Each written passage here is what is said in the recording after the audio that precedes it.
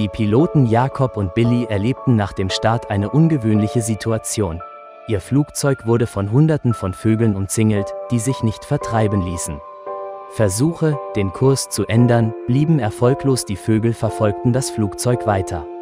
Die Passagiere waren schockiert, und der Kapitän hatte den Eindruck, die Vögel versuchten, sie zur Erde zurückzuführen.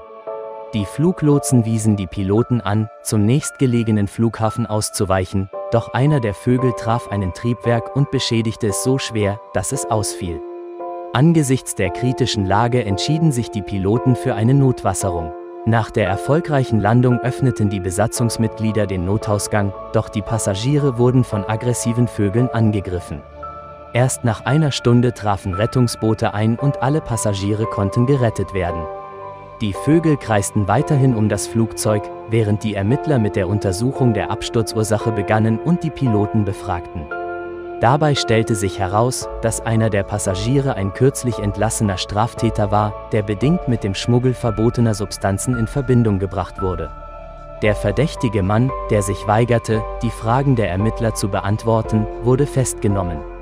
Die Polizei wartete darauf, dass das Flugzeug an Land geschleppt wurde, um den Gepäckraum zu untersuchen.